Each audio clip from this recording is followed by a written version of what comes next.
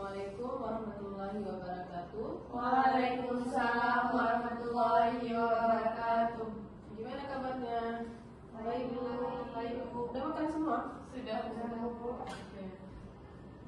Jadi kita baru hari pertama masuk lagi ya. Kita kumpul di sini karena ada satu hal yang harus segera kita cari jalan keluarnya. Ya seperti yang kita tahu lah ya, ruang kelas kita kelas 1 lagi sedang rusak cukup parah.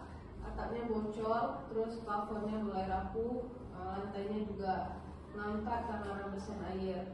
Udah hubungi tukang servis juga, tapi perbaikannya butuh waktu. Jadi saat ini kita cuma punya satu ruang yang layak dipakai, sementara kelas 1 sama kelas 2 sama-sama butuh tempat belajar. Jadi kita kan nggak mungkin gabungin mereka, karena kan materi pembelajarannya itu juga beda. Solusi yang bisa kita ambil tuh kita atur sistem belajar jadi belajar 2 shift gitu. Saya mungkin ini bukan ide yang bagus, tapi untuk sementara mungkin kita bisa jalanin ini dulu. Saya juga sudah pertimbangkan beberapa alternatif, dan opsi terbaik saat ini adalah pembelajaran 2 shift. Yang kelas 1 belajar dari pukul 7 sampai dari pukul 7.30 sampai jam 10.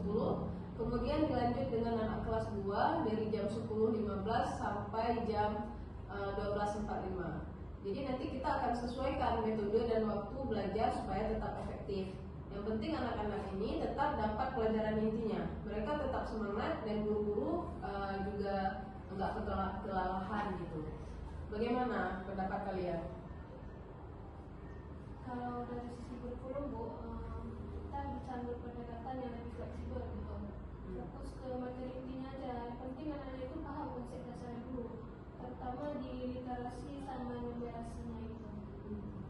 Bu, kalau pagi anak-anak kelas 1 biasanya masih ngantuk, tapi kalau kita bikin kegiatan awal yang menyenangkan, kayak nyanyi, tepuk tangan semangat, mungkin bisa bantu mereka lebih siap. Oh iya, betul. Saya setuju sih itu, karena untuk anak kelas 2 itu kita bisa kasih tugas yang ringan yang bisa dikerjakan di rumah. Jadi belajarnya nggak cuma di sekolah aja. Lainnya gimana?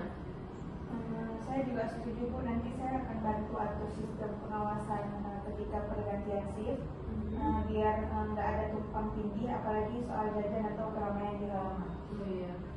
Bu, ini kan anggaran bosnya kita masih ada ruang untuk beli beberapa alat untuk belajar. Jadi kita bisa siapkan media gambar Bu, ataupun kayak kartu angka atau alat peraga buat mendukung pelajaran singkat. Nah, jadi kan Bu, nanti saya buat juga soal era untuk orang tua ya Bu ya, supaya mereka tuh ngerti bukan apa jam sekolahnya jam sekolah anaknya itu berubah Bu. Oh iya, oke. Terus saya juga ingin kita semua sepakat ya bahwa ini memang bukan solusi jangka panjang. Sambil berjalan kita tetap usahakan ke dinas pendidikan untuk tambah ruang belajar untuk kita atau pinjam ruangan komunitas sekitar supaya anak-anak bisa belajar seperti semestinya gitu. Kalau soal tempat Bu, saya sudah sempat dengar aula serbaguna jarang dipakai bagi. Mungkin bisa jadi cadangan ruangnya. Oh iya. Betul Bu, jadi kan Bu kalau dipakai kita butuh alas duduk kipas tambahan Bu, tapi itu masih bisa kita atur. Menurut saya, selama anak-anak nyaman dan gurunya siap, tempat bukan masalah besar. Yang penting aman dan kondusif saja. Saya bersedia kolaborasi dengan Bu Iza untuk bikin bahan ajar yang ringan tapi bermakna. Kita bisa buat satu set LKS baru. Gimana Bu Iza? Ya Bu, kita ini bisa komunikasikan aktivitas yang menyenangkan juga, misalnya belajar sambil main peran, atau pakai benda konkret biar anak-anak itu lebih mudah paham dengan materinya. Baik Bu, kalau nanti ada pun perubahan, bisa nggak saya minta tolong disampaikan 3 hari sebelumnya? Soalnya saya juga harus uruskan jadwal antar jemput juga. Oh iya, tentu saja Bu Linda ya. Jadi nanti saya akan pastikan informasi sampai ke semua pihak lebih awal supaya kita nggak terjadi kebingungan sama orang tua gitu, nggak bertanya-tanya kenapa anaknya sekolah telat gitu. Ya betul Bu, nanti kan kita juga bisa siapkan feedback Bu ya, setiap minggu dari guru apa yang berhasil, apa yang perlu diperbaiki biar kita tuh nggak nunggu terlalu lama nanti evaluasinya. Oh iya, setuju banget itu saya. Saya percaya dengan keterbukaan dan komunikasi kita yang lancar seperti ini, kita bisa jalan terus meski pelan. Yang penting anak-anak tetap belajar dan guru tetap happy gitu ya. Bu, saya usul juga biar anak-anak lebih nyaman. Mungkin kita bisa atur duduknya lebih fleksibel. Kadang mereka lebih fokus kalau lesehan daripada kartu di awal jam. Iya tuh, saya setuju. Apalagi anak kelas 2. Juga sekarang tuh udah mulai aktif tanya-tanya mereka. Kita kasih ruang diskusi singkat aja udah bikin mereka senang. Nggak harus kaku kayak di kelas mama.